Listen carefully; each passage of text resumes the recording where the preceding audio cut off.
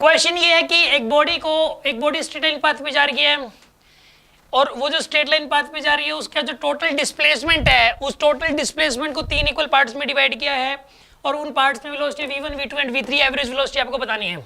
इस क्वेश्चन को सॉल्व करने के लिए आपको करना क्या है कि सबसे पहले डायग्राम ड्रॉ कर लो आप। डायग्राम में क्या करोगे, ये A पॉइंट है, ये B पॉइंट है, यहाँ पे ये C पॉइंट है और यहाँ पे D पॉइंट है। बना लिया आपने। ये 3 इक्वल पार्ट्स हैं, यहाँ पे ये डिस्प्लेसमेंट के 3 इक्वल पार्ट्स हैं। इनके अंदर गिवन है कि SAB is equal to SBC equal to SCD, ये गिवन है आपको।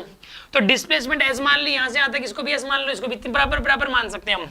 डिस्प्लेसमेंट तीनों की बराबर बराबर है तो S मान सकते हैं हम लोग हर एक के अंदर। लेकिन A से लेके B तक जो वेलोसिटी दी हुई है आपको वो v1 दी हुई है, B से लेके C तक जो वेलोसिटी दी हुई है वो v2 दी हुई है और C से लेके D तक वेलोसिटी दी हुई है आपको v3, राइट। C से लेके D तक कांस्टेंट है वेलोसिटी v3 की, ओके।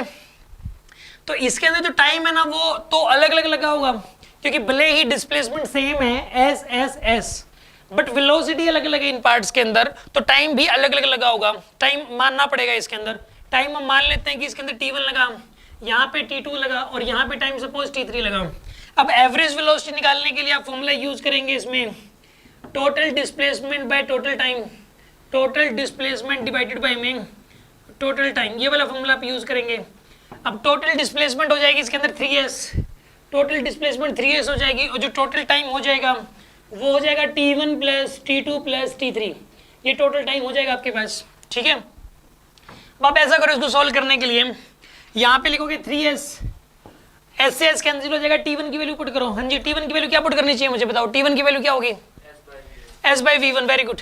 t1 की वैल्यू पुट कर दो s by v1 और t2 की वैल्यू बताओ s by v2 और t3 की वैल्यू बताओ s by v3।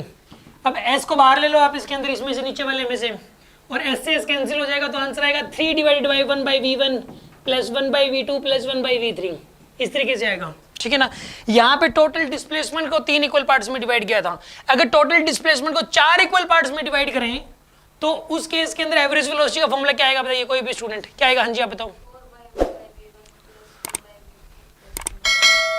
Plus 1 by v4 भी तो होगा, ठीक है। अगर 4 इक्वल पार्ट्स में डिवाइड किया गया तो इसका आंसर आएगा 4 divided by 1 by v1 plus 1 by v2 plus 1 by v3 plus 1 by v4, ये आएगा, ठीक है ना।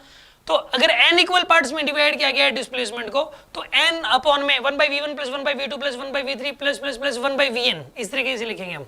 हाँ जी, बात समझ में आ गई होगी आपको। हाँ जी, ऑनलाइन वाले स्टूडेंट्स क्लियर आपको यहाँ तक?